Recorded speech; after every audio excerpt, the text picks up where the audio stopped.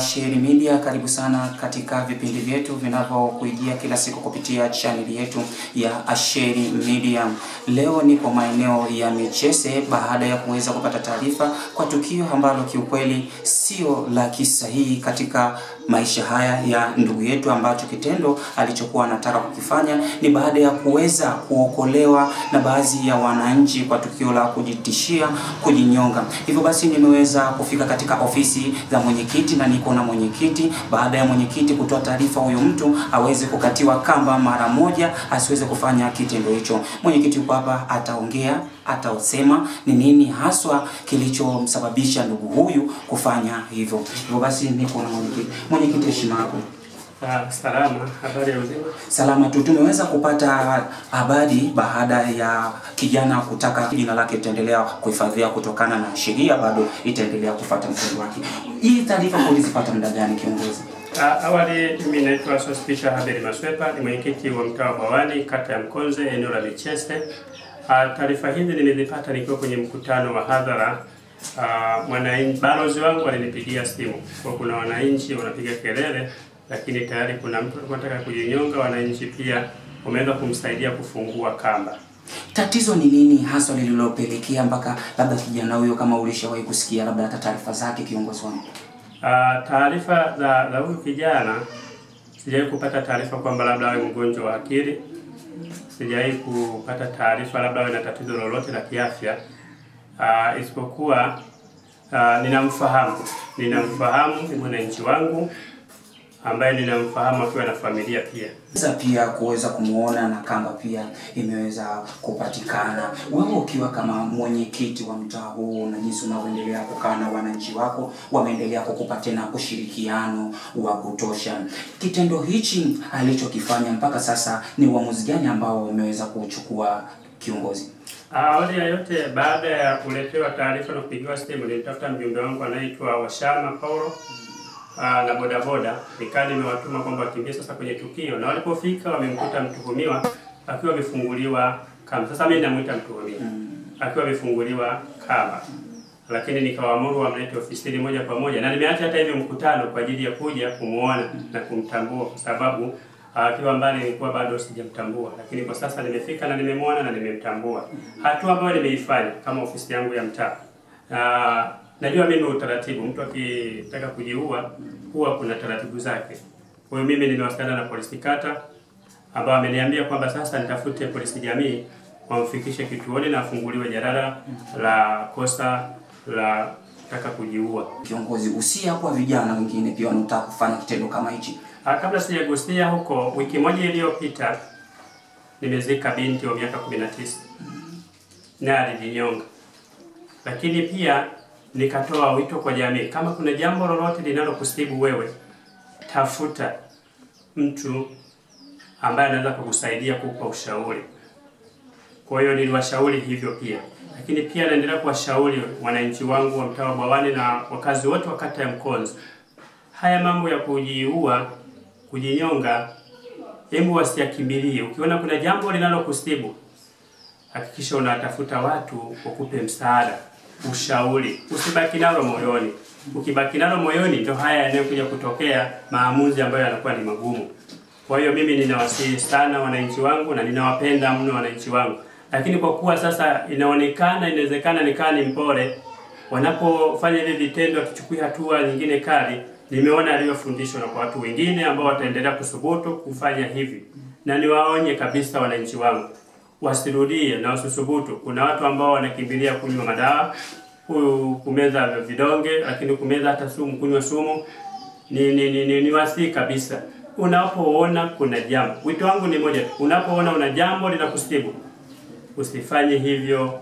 Tafuta wazee maarufu, tafuta wachungaji, tafuta mashehe, washirikishe, watakusaidia usifike kwenye hii hatua. Na niwashukuru moja kwa moja, niwashukuru wananchi ambao waliona hili tukio na wakawa wamekimbizana nalo na wakaenda kufungua ile kamba baada ya kumuona anafanya hicho kitendo. Niwashukuru sana. Mama, heshima yako. Shikamoo. Unaitwa nani na unatokea sehemu gani? Asante, kwa jina naitwa Lois Living Mundo. Mimi nilikuwa nyumbani, nilikuwa tu nimetulia nifanye kazi zangu. Mara kidogo nikateremka nyumba ya chini kwa dada mmoja bibi yangu. Niende nikamwone mara moja. Nimeenda pale, nimeenda kumuona, mara kidogo yeye huyo akaja, ni kakaangu, mimi ndio mkubwa yeye mdogo. Akaja akaniambia, dada, shikamoo. Nikamwambia marahaba, ujambo? Sijambo. Nikamwambia, vipi, mbona unalia? Kaniambia, dada, mimi nakusalimia ndio mwanzo na mwisho hutaniona tena. Nikamwambia, hapana, sijakuelewa wala sijakusikia. Embo, naomba ukae chini. Nikamvuta, akakaa chini. Sasa kuchanganya, mimi ni mwanamke, amenisukuma, nikaenda kudondoka.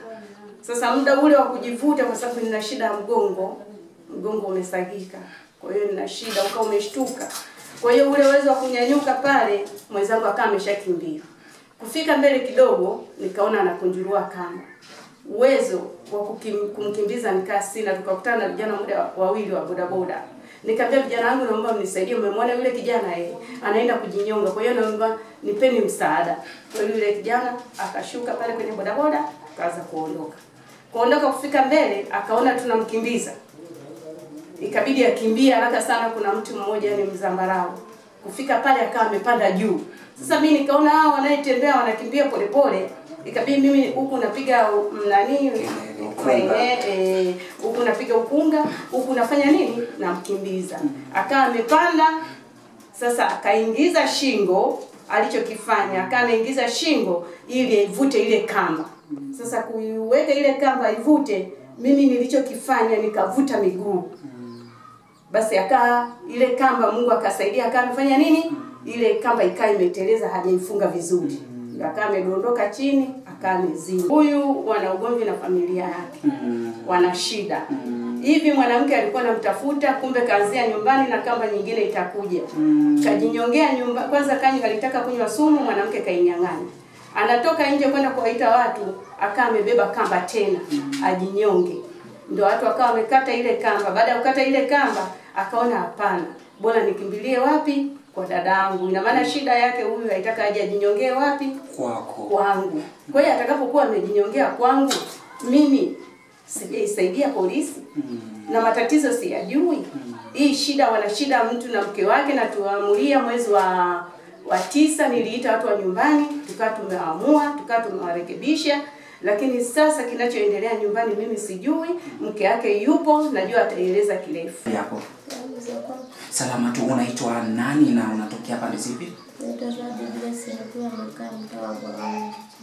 Zawadi, kwa ili tukio ambalo limetokea juu ya mume wako kutaka kujinyonga na kuokolewa, wewe haswa mlikuwa mna tatizo gani haswa mpaka kupelekea baba kutaka kufanya tukio la design hili, na ni kitu ambacho ilikuwa inatakiwa mkae kwa ajili ya kuweza kuongea yakamalizika kuliko kuchukua hatua ambayo alikuwa anataka kuchukua yeye? Kifupi, mimi hapa mmoja akae nyumbani hata siku 2 hazifiki. Ana mwanamke mwingine. Kwa nakuja usiku, anakuja kufikia kunipiga na kuondoka.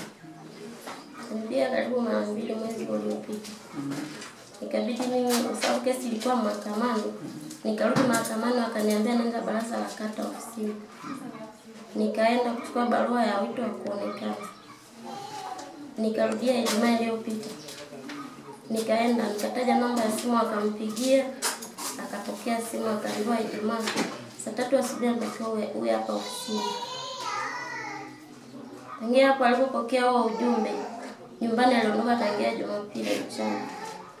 Na hivi alipokuwa anakuja nyumbani, mimi sikuwepo. Nilikuwa nimeenda site, nilikuwa nasafisha kiwanja cha mtu. Baadaye napigiwa simu kwamba mume wako anataka kujinyonga, tumefungulia kamba, ila kukimbia. Nikasema mbona mimi nimekutana naye tu hapa karibu, kwa sababu hata akija mimi nyumbani huwa hanisalimii. Nimekutana naye hapa karibu. Mbona ndo akapita kwenye majani, akaja huko kwa dadake. Akaenda kukata kamba ya pili tena, akaenda kujitutika na kwanza kufika. Ni dada yake ndo aliyemfungulia kamba.